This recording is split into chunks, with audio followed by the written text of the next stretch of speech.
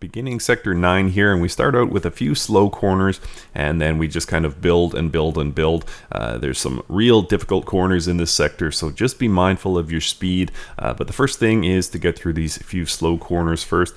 These ones should be fairly easy as long as you take enough speed out. This left-hander up ahead, I've messed up many a lap here, and considering we're about 3/4 done, that's a very frustrating thing. So be sure to take a lot of speed out of here. Out of your car rather, as you enter this corner.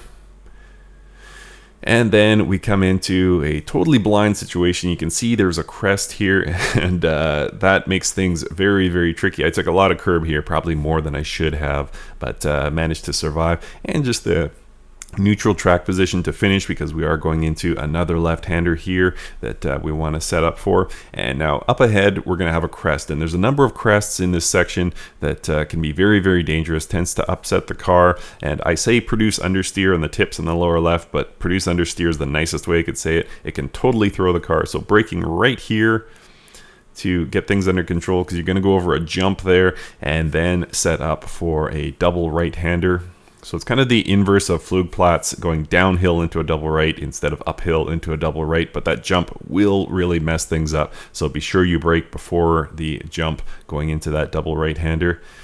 And then we're going to go over another crest here. You can see those crests really make things difficult. It's hard to see what's coming, what's ahead on the track. So just be mindful of that. Lifting and a little tap on the brakes every once in a while really helps get things under control. Another crest here. You have hardly any steering ability right now if you carried a lot of speed into that, because all the weight is gone from the front tire. So just be mindful. Lifting and braking, tapping the brakes rather, will help you through this section, but all these crests make things really, really difficult. So be sure you're lifting, be sure you're tapping. And you can see I'm using a lot of throttle modulation here. This isn't an entirely flat out section.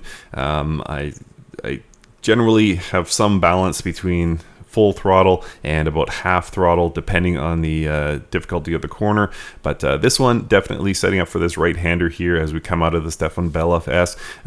Definitely want to brake here down 1 or 2 gears into this right-hander, and then we set up for a left, which is even tighter, so you want to take more speed out even. So it is uphill, so we can carry a little bit more speed than we're used to, but at the same time, while you're learning, be sure to take lots of speed out here. That curb on the inside just could not be steeper, and just be mindful of that.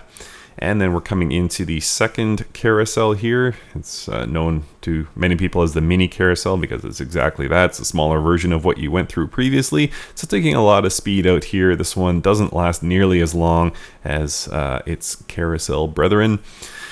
But you take enough out, you should be fine here. Again, just modulating throttle, and finish nice and wide there to wrap up sector 9, heading into the final sector.